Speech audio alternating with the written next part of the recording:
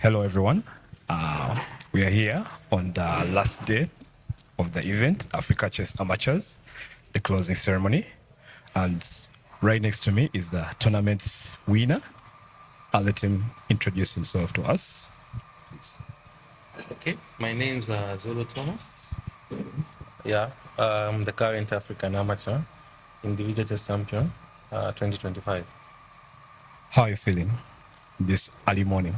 Yeah, this early morning of the day, I feel so calm and collected. It's a very wonderful morning. Based on the way the tournament went, I believe it went well for you. Just help us describe how you felt your play. Was it interesting? Was it according to what you had planned? Did you have any mishaps during the play? Though most of the games you won. Like, try to describe for us how it went. Okay, the event usually when you're starting, it's a little bit shaky because you have to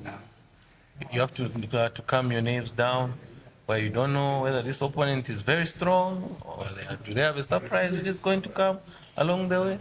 So just after the first win, I tried to calm my nerves. The second game, I wanted to see what will happen next.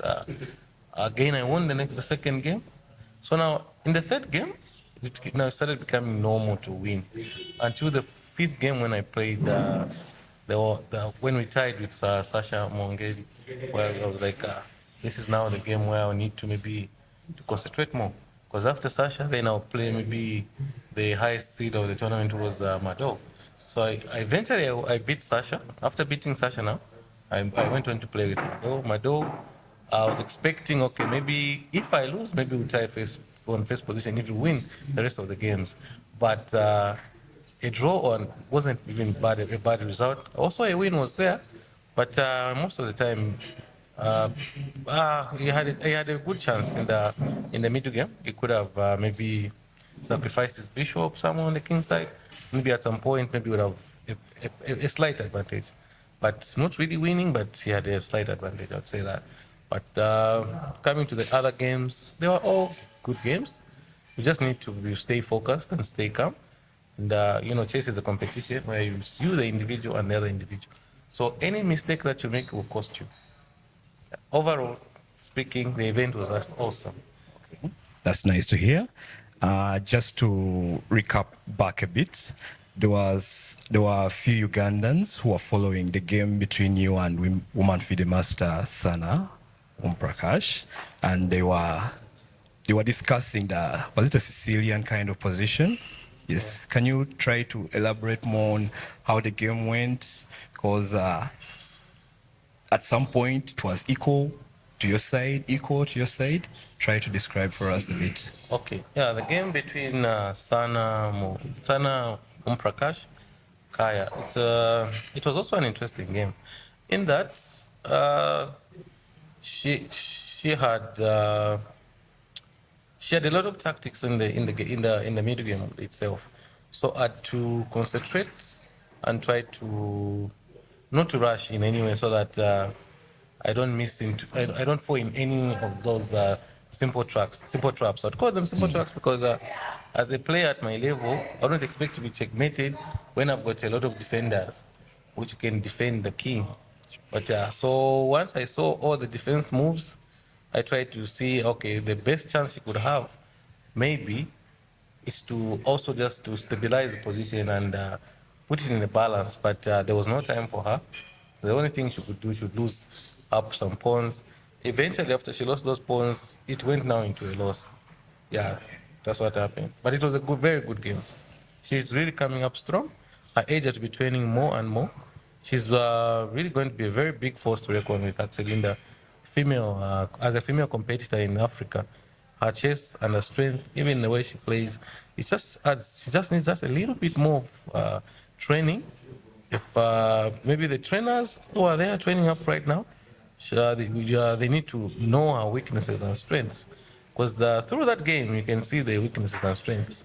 Yeah, in the opening she's quite okay. She's a well balanced player, but they shouldn't just always just looking at openings as the basis of chess.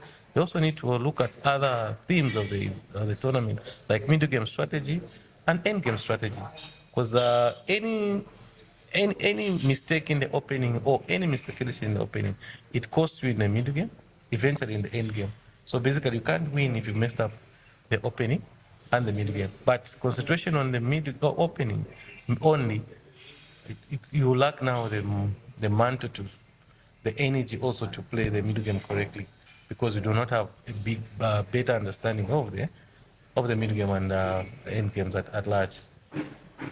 That was a very enlightening piece of advice. I hope she'll improve on that, on those areas.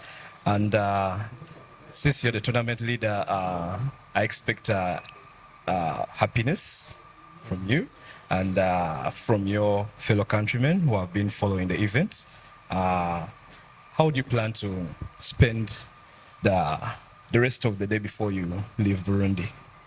The way I want to spend the day today is maybe after the closing ceremony, just visit a few places of Burundi, do final touches, just sightseeing, I'd say, and then head home, but back home tomorrow. Any upcoming tournament you're going to take part in? There are a few tournaments that we have lined up in Zambia. We have about 5 events. Okay. We have the Travelers and Tours event, which is coming up, I think, in a few weeks' time. And the next month, in November, then also in October, there's a tournament in Lusaka. There are about 5 events which are coming. 1 which is in the Copper Belt. 4 are supposed to be in Lusaka. But I plan to play maybe 3 or 2 if time allows me, because I also have tight work schedules back home. I understand. Well, that is very nice to hear from you. And we congratulate you upon your win. And we look forward to having more interaction with you, maybe later in the day or even in other tournaments. Thank you very much. You're welcome. Enjoy your win. Thank you so much.